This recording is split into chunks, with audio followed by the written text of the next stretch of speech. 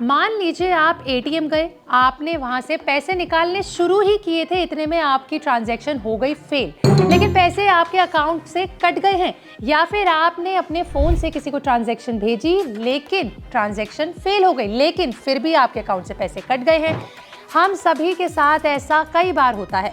फिर उस पैसे के लिए बैंकों के चक्कर लगाओ, कस्टमर केयर पर कॉल करो, तमाम झंझट। लेकिन आरबीआई लोगों को इस दिक्कत से बचाने के लिए कड़क नियम लेकर आई है। देखिए, किसी का कोई भी मनी ट्रांजैक्शन फेल होता है तो एक लिमिट टाइम पीरियड में बैंक रिफंड देता है।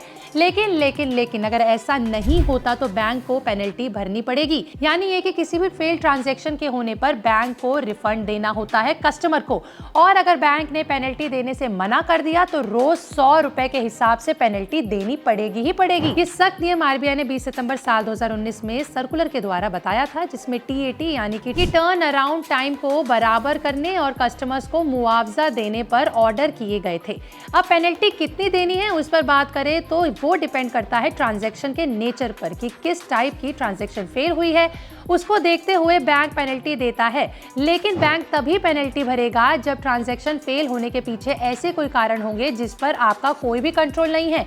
सबसे पहला है, अगर एटीएम ट्रांजैक्शन होने पर जहां ट्रांजैक्शन फेल हुई है और आपके अकाउंट से पैसे कट गए हैं लेकिन कैश नहीं निकला, तो बैंक को ट्रांजैक्शन के दिन से लेकर अगले 5 दिन के भीतर इसे रिवर्स करना होगा। ऐसा नहीं करने पर आपको हर दिन 100 रुपए की पेनल्टी यानी कि रकम के तौर पर आपके बैंक अकाउंट में आपको मिलेगी बैंक के द्वारा। वहीं अगर card to card transaction fail होती है और पैसे कट गए हैं तो ऐसे सिनेरियो में बैंक T+1 यानी कि ट्रांजैक्शन वाला दिन और उसका अगला दिन मिलाकर टोटल 2 दिनों के अंदर डेबिट रिवर्स करेगी, नहीं तो 100 रुपए पेनल्टी बैंक को आपको रोज देनी होगी।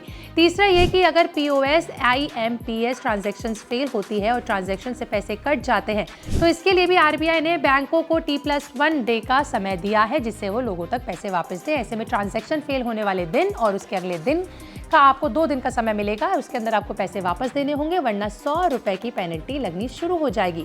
तो ये थे कुछ नियम जो आरबीआई द्वारा दिक्कतों से कस्टमर्स को रिलीफ देने के लिए बनाए गए हैं।